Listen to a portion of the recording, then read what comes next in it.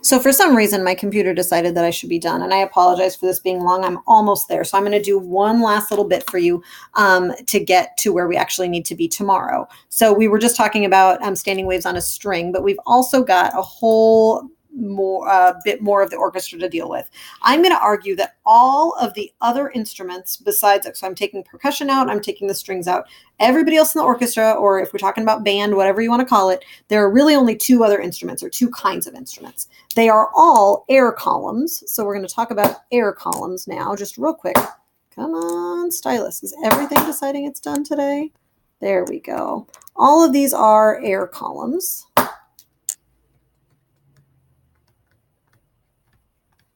And in order to play an instrument, you just need to get air to move through the air column, okay? And you're going to get it to hold a standing wave. That's what a note is when you're playing it. So there are really two different kinds of instruments. There are flutes and all other wind instruments. So the fundamental difference between a flute and all other wind instruments is that a flute has two open ends. So if you've ever seen a flute or played a flute, you know that you blow across an opening.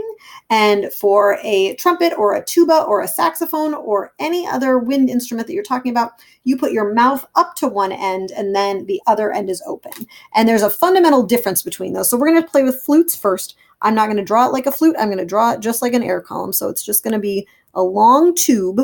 The thing that's interesting, because it's a flute, is that it has two open ends. Now, unlike the string is tied down at those ends, right? Like we saw the guy with the shaking the slinky. With a flute or an air column, you've got an open end, which means that the air is able to move a lot, which means instead of having a node or a place of no movement in that standing wave, we've actually got an antinode at each of the ends. Now, if we're going to have a standing wave, we need not only antinodes, but we need nodes as well. So we're going to include a node in the middle. And these are a little bit harder to draw, but I know you can do it. They're going to look something like this. So the standing wave looks a little bit backwards from the ones that we saw before, but that's kind of what it looks like. Now, to be clear, the air is not moving up and down because the air is a longitudinal wave. It's not a transverse wave. Okay, hold on just a minute, my friends. My kids are wanting to talk to me, but they can wait. All right, they're fine. So anyway, got two antinodes and one node in the middle. And so we can play the same game. So when you're tuning a flute or any similar instrument, piccolo, flute, fife, those are really what we've got. You can adjust the length a little bit by, opening and shutting it. And you can also adjust the length or the temperature of it, which changes a little bit. But really, when you're talking about the speed of the wave, you've got the speed, and that's really just the speed of sound and air. And then you've got the length that you affect by where you, by your fingering, by how you open and close holes. And that's really what affects the length. So you've got the length. And now if we look at this, we're going to do the same kind of deal that we did last time. I'm going to look and see how much of a wavelength that is. Well, that's for sure not a whole wavelength because that starts from crest and only goes to trough. So we're going to go back up to another crest. And so if we look at that, just like in the last one we saw, hey, the length is equal to half of a wavelength, okay? So the frequency, oops, I was going to do this in another color. There we go. The frequency is equal to V over L, or excuse me, V over lambda, which we can say is F1, the fundamental frequency for this setup, is equal to V over 2L. Okay, so hopefully I didn't go through that too fast. It's the same reasoning that we used for the string. Let's do a couple more just to make sure that we're on the same page. So here comes my flute again. And again, I'm going to have two antinodes at the ends. Instead of having a node in the middle, now I'm going to have another antinode in the middle. And so I've got some nodes in between all of my antinodes. This is where I feel like I start getting hungry for bananas. So it's going to go like this, and it's going to go like this, down, up, up.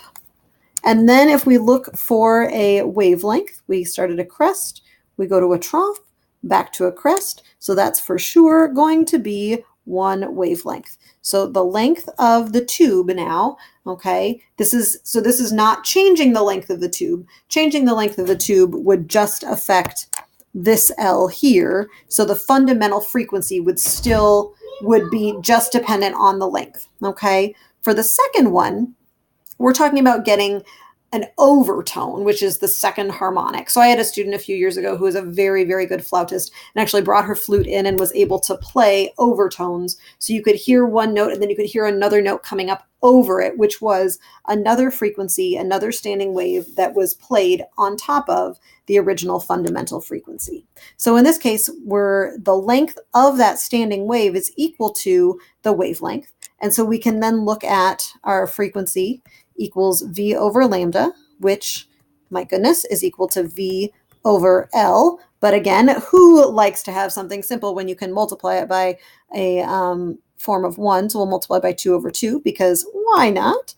And so we can say that the first overtone, or the second harmonic, F2, is equal to 2 times V over 2L. So again, just like we saw with the string, we've got V over 2L here, we've got a V over 2L here, and we can keep going with this. I'm not going to keep going. You can do the next one as an exercise if you would like, to show that for an air column open at both ends, the same thing is true. So I'm going to go back to my, is this where I had it? Yes, nope. Here it is. Sorry about that confusion. I'm going to say a standing wave on a string. I'm just going to be lazy so I don't have to write it out again. Or in an air column open at both ends. Okay, so now we've taken care of the strings and we've taken care of the flutes. And so many of you are happy, but not everybody's happy because now we need all other wind instruments. So all other wind instruments, the fun thing about them is that it's an air column that is open at one end, but closed at one end. So this is the end where your mouth is, where you are controlling what's going on. At the other end, though, it is open. So here we're going to have a node. This is a little different. And here we're going to have an antinode. So this is kind of a fun thing to have to draw, but I believe in you and I know you can do it. So you're going to have a node here. The fundamental standing wave is only going to have one node and one antinode, and it's going to look something like this. Whoa, that's kind of weird. Now, you can probably tell that in this case, the length is not equal to the wavelength, and indeed it's not even equal to half of the wavelength. If I draw it out even further, I've got a equilibrium point. I'm going up to a crest, and then I would go down to an equilibrium, and then down to a trough, and I'm running out of room. Hopefully you can see from that argument that really I've only got a quarter of a wavelength inside my tube, okay? So for the fundamental standing wave inside any other wind instrument, so we're talking a tuba or a French horn or whatever, you've got only a quarter of a wavelength inside that tube, okay? Hold on just a second. I'm going to ask my lovely children to be a little bit quieter.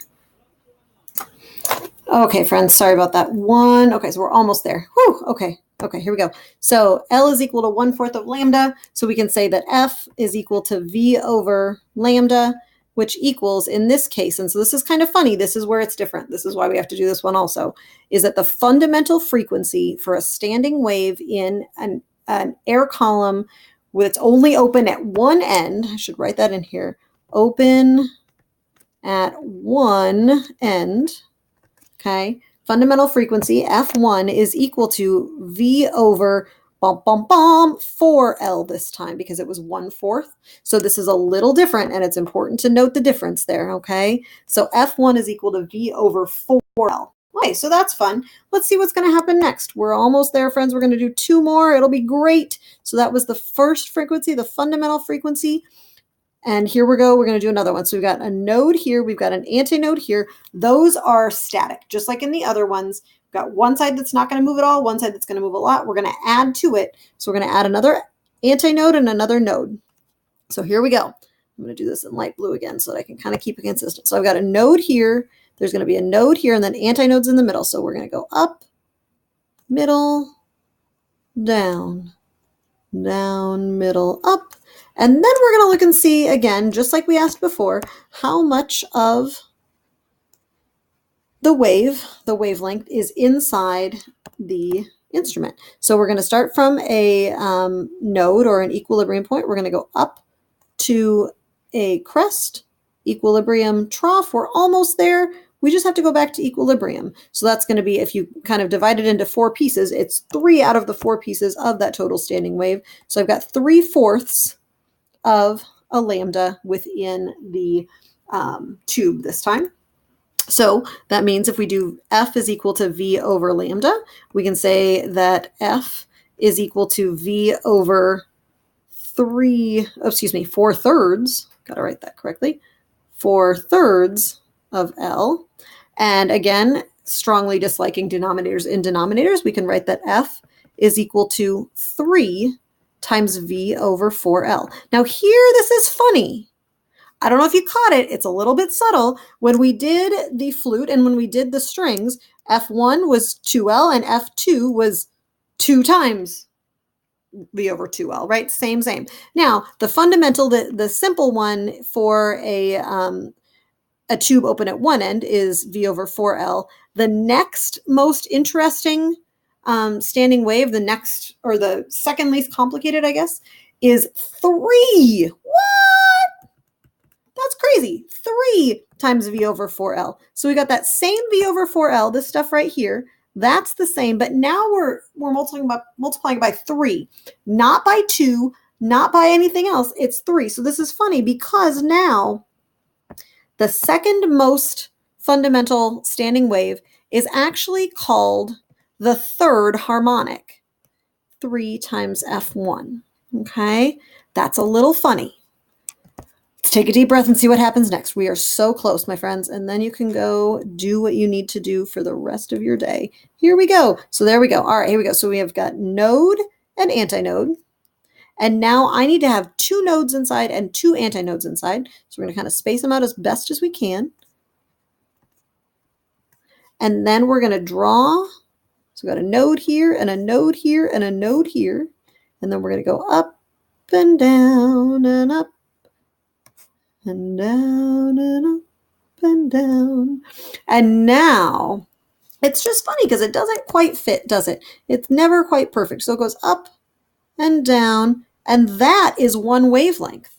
So now we've got 1 wavelength, and then we've got a little bit, a quarter more. So that's interesting. So L, in this case, so this is, again, this is the third least complicated standing wave that we can do. Come on, stylus, we're almost done. Can you play with me, please?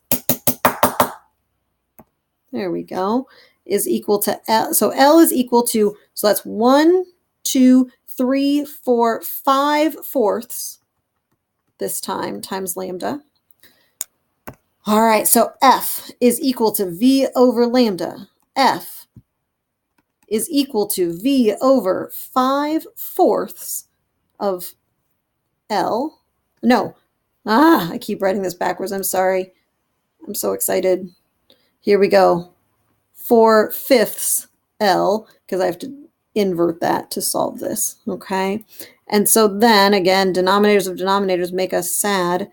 The next frequency happens to be the 5th harmonic, which is 5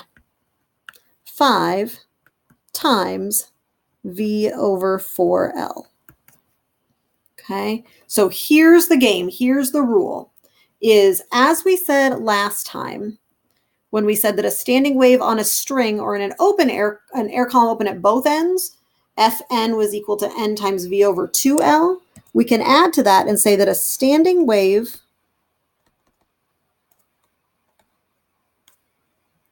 in an air column open at one end, we can talk about the frequency of that standing wave. It's still going to be F sub n, so the nth harmonic. What we found was that n, or F sub n, is equal to n times V over 4L, but only when n is an odd number. Okay, so the thing to remember here is that for an air column open at one end or closed at one end, that's kind of a glass half full, glass half empty thing, okay, is that we only have odd harmonics. I know that AP likes to trick little people on that, little students on that, so make sure that you know that, okay? Air column open at one end and closed at one end only has odd harmonics. All right, my friends, thank you so much for watching. I really appreciate it. I'll see you tomorrow. Stay safe and be well. Have a good night, guys.